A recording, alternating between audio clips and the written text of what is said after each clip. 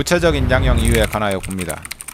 국가긴급권의 행사인 계엄선포는 전 국가적 혼란을 초래하고 국민의 기본권을 다각도에서 침해할 위험성이 매우 크다 할 것이므로 국가적 위기 상황을 타개하기 위한 다른 수단과 방법이 없는 지극히 예외적인 경우에 한하여 이루어져야 합니다. 대한민국 헌법 및 계엄법에서 계엄선포에 관하여 국무회의의 심의를 특별히 명시하고 있는 것 역시 이와 같은 위험성을 가진 대통령의 국가긴급권 행사 권한의 온남용을 막고 그 독단을 견제하기 위함이므로 대통령으로서는 계엄 선포 여부를 결정함에 있어 평시에 국가 현안에 관한 국무회의에 있어서보다 국무위원 전원의 의견을 더욱 경청하고 신중을 기하였어야 합니다. 그런데 피고인은 12.3 비상계엄 선포에 관하여 전례 없이 자신이 특정한 일부의 국무위원들에게만 국무회의 소집을 통지하여 국무회의를 개최함으로써 헌법과 계엄법의 규정을 정면으로 위반하여 통지를 받지 못한 국무위원들의 심의권을 침해하였습니다. 피고인은 이에 그치지 않고 더 나아가 계엄선포에 관하여 헌법에서 정한 국무총리 및 관계 국무위원회 사전 부서가 적법하게 이루어진 것처럼 허위로 문서를 작성하는 데 가담하였고 이후 대통령 기록물이자 공용서류에 해당하는 위 문서를 적법한 절차에 의하지 않고 임의로 폐기하였습니다. 피고인은 대통령으로서 누구보다 헌법을 소화하고 법질서를 준수할 의무가 있는데도 도리어 헌법과 관련 법령에서 대통령의 독단과 권력의 남용을 방지하기 위하여 규정한 절차적 요건을 경시하는 태도를 보였으므로 이는 비난받아 마땅합니다.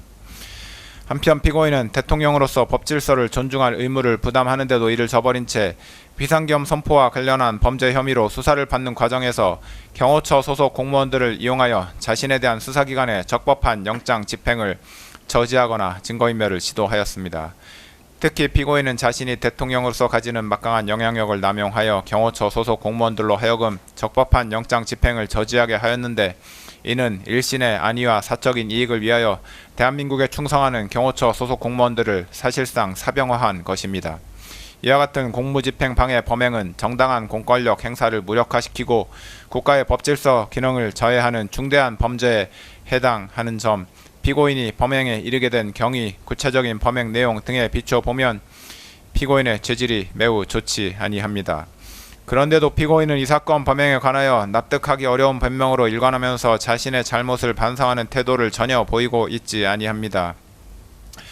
이와 같은 점들에다가 당시 대통령이었던 피고인의 이 사건 범행으로 인하여 훼손된 법치주의를 바로 세울 필요성이 있는 점 등을 더하여 볼 때 피고인에게는 그 죄책에 상응하는 엄중한 처벌이 필요합니다. 다만 허위 공문서 작성, 대통령 기록물 관리에 관한 법률 위반 및 공용서류 손상 범행의 경우 피고인이 적극적으로 범행을 주도하거나 확정적인 계획하에 범행하였다고는 보기 어려운 점, 형사처벌을 받은 전력이 없는 초범인 점 등을 피고인에게 유리한 정상으로 참작하고 그 밖에 피고인의 나이, 성행, 환경, 범행의 동기와 경위, 수단과 결과, 범행 후의 정황 등 이 사건 기록과 변론에 나타난 양형의 조건이 되는 여러 사정들을 종합하여 형을 정하기로 합니다. 이상의 이유로 다음과 같이 판결을 선고합니다. 피고인 일어서십시오. 주문. 피고인을 징역 5년에 처한다. 이 사건 공소사실 중 허위 작성 공문서 행사의 점 및 허위 공보 관련 직권남용 권리 행사 방해의 점은 각 무죄. 피고인은 이 판결에 불복이 있으면 오늘부터 7일 이내에 이 법원에 항소장을 제출하여 항소할 수 있습니다. 이상으로 판결 선고를 마쳤습니다. 피고인은 퇴정하십시오.